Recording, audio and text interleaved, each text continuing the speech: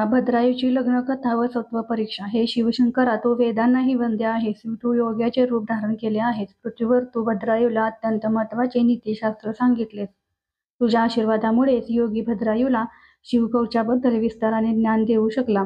व्यासमुनी, शौनक व इतर ऋषींना सांगू लागले की गुरूंच्या आज्ञेप्रमाणे भद्रायू मृत्युंजय मंत्राचा सतत जप करत असे. त्याने अंगावर, गळ्यामध्ये, दंडामध्ये रुद्राक्ष धारण केले होते. तो सर्वांगाला भस्म लावत होता. शिवयोग्याने त्याला अतिशय सुंदर असा शंख दिला होता. त्या शंखाच्या आवाजाने शत्रू तात्काळ मूर्छित होत असे. एक तेजस्वी तलवार दिली होती. ती तलवार नुसती शत्रूने पाहिली की शत्रू जळून भस्म होत असे. भोळा शंकर एकदा प्रसन्न झाला की तो अलौकिक वरदान देत असतो. तुला उत्तम प्रकारचे आरोग्य प्राप्त होवो, भरपूर आयुष्य लाभो, तुझे ऐश्वर्य अगणित वाढो, सर्व राजांमध्ये तू श्रेष्ठ राजा हो, तू जिथे जाशील तेथे विजयश्री तुला माळ घालेल, तू समाधानाने पृथ्वीवर अनेक वर्षे राज्य कर, कोणत्याही फळाची अपेक्षा न करता दान धर्म करत जा. तुझ्या अशा वागण्याने तुझा कीर्ती सुगंध दाही दिशात पसरेल. भाग्यलक्ष्मी तुझ्या घरी सदैव वास करून राहील. सर्वांबद्दल तुझ्या हृदयात दयाभाव निर्माण होईल. धनलक्ष्मीचे वास्तव्य तुझ्या घरी राहील. तुझ्या बलदंड बाहोत वीरलक्ष्मी सतत वास करून राहील. साम्राज्यलक्ष्मी तुझ्या घरी सदैव नांदत राहील. तुझ्या राज्यात विद्यालक्ष्मीचा वेल आनंदाने वाढू लागेल. असा मंगलमय आशीर्वाद देऊन शिवयोगी लुप्त झाला. गुरुजनांची सेवा करायला सुमती आणि भद्रायू नेहमी तत्पर असत. भद्रायूचे पिता श्री दाशार्य देशाचा राजा वज्रबाहू राज्यांचे रक्षण करत होता. परंतु एके दिवशी त्याच्या राज्यावर मगध देशाचा राजा हेमरथ याने अचानक हल्ला केला. राजाच्या नगरीमधील सर्व संपत्ती लुटून नेण्यात आली. धनधान्य लुटले गेले. जनावरे पळविण्यात आली. स्त्री पुरुषांना पकडून कैदेत टाकले. वज्रबाहूने युद्धात जीवाची बाजी लावली. परंतु शत्रुपक्ष मोठा असल्याने वज्रबाहूचे काही चालले नाही. त्याचा पराभव झाला. शत्रूने त्याला जिवंत पकडले आणि आपल्या रथाला बांधून आपल्या मागे चालविले. वज्रबाहूचे प्रधानमंत्री वगैरे सर्वांना कैद करण्यात आले. वज्रबाहूला कोणीच मदतीला नव्हते. त्यामुळे तो अतिशय दुःखी कष्टी झाला. भद्रायूच्या कानांवर ही गोष्ट आली. आपल्या पिताश्रींना रथामागे बांधून चालवत नेत असल्याची बातमी कळताच त्याला अतिशय राग आला. त्याने शिवयोगी गुरूंचे स्मरण केले. आपल्या अंगावर शिवकवच चढवले. तोंडाने मृत्युंजय मंत्राचा जप केला. शिवाचे मनोभावे स्मरण करून आपल्या सर्वांगाला भस्म लावले. शरीरावर रुद्राक्षाच्या माळा धारण केल्या. हातामध्ये शिवयोग्याने दिलेला शंख घेतला. तेजस्वी तलवार घेतली. आपल्या मातेला त्याने नम्र भावाने वंदन केले. तो आईस म्हणाला, माझ्या हातून सर्व राजांचा पराभव होऊ दे. आईचा आशीर्वाद घेऊन भद्रायू पुढे निघाला. त्याच्याबरोबर पद्माकर राजाचा मुलगा सुनय हा सुद्धा होता. ज्याप्रमाणे गरुड लांबून सापाचा माग काढत जातो त्याप्रमाणे शत्रूचा मार्ग काढत भद्रायू वाटचाल करीत होता. अचानक त्यांना शत्रू सैन्य समोर दिसले. ते मोठ्याने ओरडले, थांबा, आहे त्या जागेवर उभे राहा. वज्रभाऊ सारख्या राजाला तुम्ही रथाला बांधून नेत आहात, तेव्हा मी आता तुम्हाला शिक्षा देणार.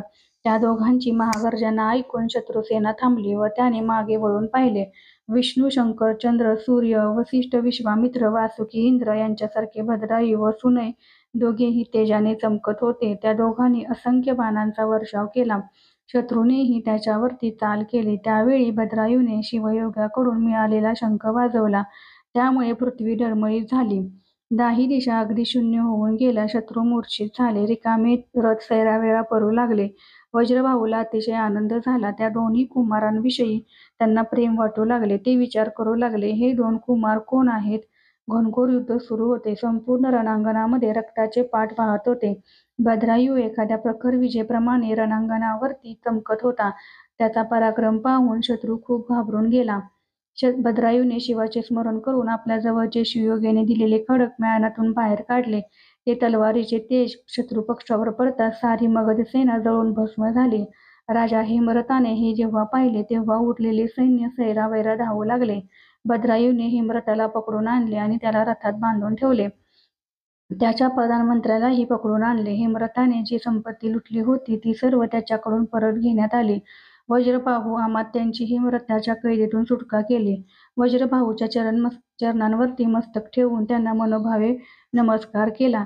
वज्रबाहूचा जीव गलबलून गेला होता. तो भद्रायूला म्हणाला, हे बाळा, तू कोण आहेस? मला वाचवण्यासाठी प्रत्यक्ष कैलासनाथ आले आहेत असे मला वाटते.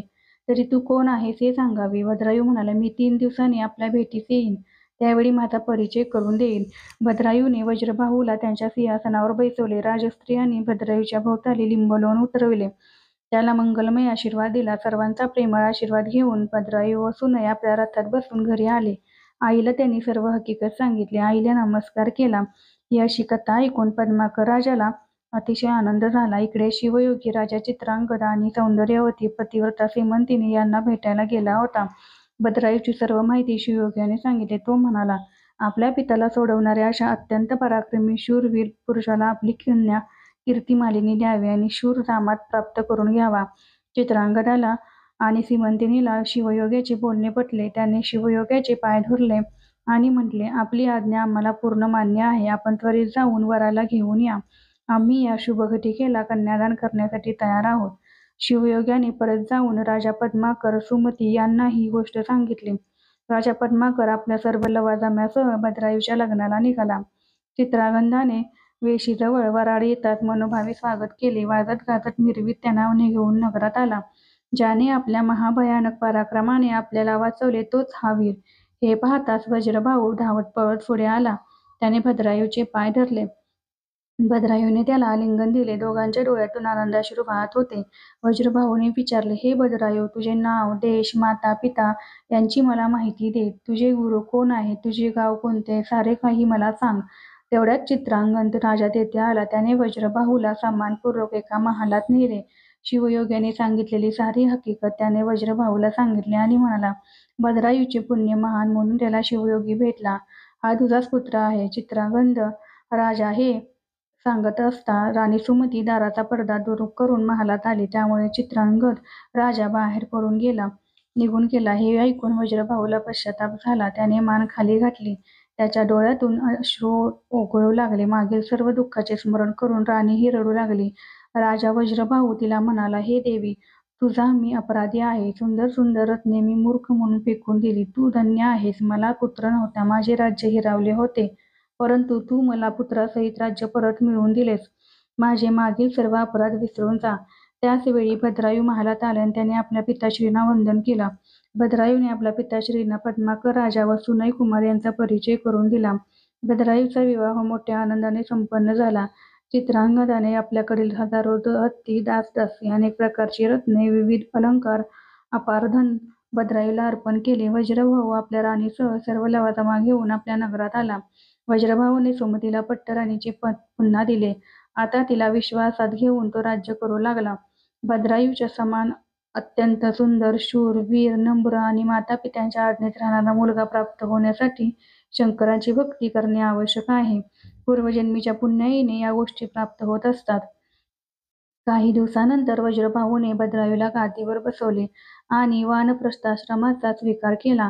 केदारनाथाच्या परिसरात तप करण्यासाठी वज्रबाहू निघून गेला. भद्रायूने आनंदाने अनेक वर्षे राज्यकारभार सांभाळला. शिवाची आराधना त्याने कधी बंद केली नाही. आपल्या गुरूंनी सांगितलेल्या उपदेशाप्रमाणे आचरण ठेवले. एके दिवशी भद्रायू आपल्या राणी कीर्तिमालिनीसह वनात वनविहार करण्यासाठी गेला होता. एका नयनरम्य जागेवर राजाने रथ थांबवला. दाट झाडे होती. केळी, नारळ, पोफळी, चंदन, अशोक, अंजन, आंबे, जांभूळ अशा अनेक वृक्षांनी हे स्थान रमणीय दिसत होते. त्याचप्रमाणे मोगरा, चाफा, निशिगंध, जाई, जुई, शेवंती, बकुळ अशी असंख्य रंगाची फुले फुललेली होती. सर्वत्र त्या फुलांचा सुगंध दरवळत होता. पिसारा फुलवून मोराचे नृत्य सुरू होते. फांद्यांवर बसून पक्ष्याचे कुंजन सुरू होते. जवळच सुंदर असे सरोवर होते. त्यात राजहंस पोहत होते. रंगीत कमळे आंदोलित होती. फुलांच्या सभोवताली भ्रमरांचे गुंजारव सुरू होते. सारा परिसर आल्हाददायी होता. सहस्र चैतन्याने वातावरण भरून गेले होते. अशा निसर्गरम्य वातावरणात राजा राणी विहार करत होते. एवढ्यात भद्रायूला कोणाची तरी आर्द्र हाक ऐकू आली. एक स्त्री व एक पुरुष हात वर करून पळत येत होते. त्यांच्या मागे वाघ लागलेला होता. तो पुरुष पुढे आला आणि भद्रायूला म्हणाला, माझी पत्नी मागे राहिली आहे. तिला तू वाचव. भद्रायूने प्रसंगावधान राखले आणि धनुष्यबाणाने वाघावर प्रहार केला, परंतु वाघ त्याच्या पत्नीला घेऊन पळून गेला. वाघाने पत्नीला पळवलेले पाहून ब्राह्मण गृहस्थ मोठमोठ्याने रडू लागला. तो भद्रायूला म्हणाला, तुझी सर्व शस्त्रे व्यर्थ आहेत. तुझ्या पराक्रमाला काही अर्थ नाही. तुझ्या दिव्य तलवारीत काही सामर्थ्य नाही. तुला 12,000 नागांचे बळ मिळाले आहे, पण आज ते बळ कोठे गेले? तुझी शस्त्रे काय कामाची? माझ्या डोळ्यात देखत वाघ पत्नीला घेऊन गेला. आता तिच्याशिवाय मी घरात कसा राहू? पत्नी वाचवा वाचवा म्हणत होती. मीही तुला शरण आलो आहे, परंतु तू काहीच केले नाहीस. त्यामुळे माझ्या प्रिय पत्नीचा मृत्यू झाला. हे राजा, शंकरांची पूजा न करणारा आणि ब्राह्मणांचे संरक्षण न करणारा माणूस पृथ्वीला भार असतो. शरणागताला संकटातून वाचवणे हे तर राजाचे प्रमुख कार्य, परंतु ते तू कार्य केले नाहीस. तुझे जीवन व्यर्थ आहे. अशा प्रकारचा ब्राह्मणाचा शोक पाहून भद्रायूला अतिशय वाईट वाटले. भद्रायू ब्राह्मणाला म्हणाला, झालेल्या गोष्टीचा शोक करू नकोस. मी तुला संपत्ती देतो, तुझे दुसरे लग्न करून देतो. तरी पण ब्राह्मणाचे मन शांत होईना. राजा म्हणाला, मी माझी स्त्री कीर्तिमालिनी तुला देतो. ब्राह्मणाने ते मान्य केले. भद्रायूने आपल्या पत्नीचे दान केले आणि स्वतः अग्नी प्रज्वलित केला. अग्नीभोवती 3 प्रदक्षिणा घातल्या आणि भगवान शंकराचे नाव घेऊन अग्नीत उडी मारली. अग्नीच्या ज्वाला एकदम शांत झाल्या आणि त्यातून शंकर पार्वती प्रकट झाले. शंकरांनी भद्रायूला आलिंगन दिले. शंकर म्हणाले, तुला काय हवे ते माग. तुझ्या श्रद्धायुक्त भक्तीमुळे मी प्रसन्न झालो आहे.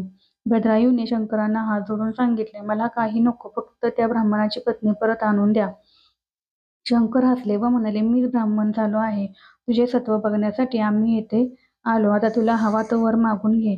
भद्रायू म्हणाला, पिताश्री वज्रबाहू, माताश्री सुमती, रक्षणकर्ता पद्माकर, राजा या सर्वांना तुझ्या चरणकमलांजवळचा आश्रय दे. शंकरांनी तथास्तु म्हणून आशीर्वाद दिला. आता कीर्तिमालिनीला वर मागावयास सांगितले. तिनेही माता सीमंतीने पिता चित्रांगद हे नेहमी तुझ्या चरणांजवळ राहावं असा वर मागून घेतला. पुढे भद्रायूने नीतिन्यायाने राज्य केले आणि शेवटी तो शंकरांच्या स्वरूपात विलीन झाला. हे भद्रायूचे आख्यान ऐकल्याने आयुष्य वाढते. या आख्यानाची बिल्वपत्रे श्रीधरांनी शंकरांना वाहिली आहेत. या अध्यायाचे पारायण करून महापुण्य प्राप्त करून घ्यावे, असे श्रीधर स्वामी सांगत आहेत.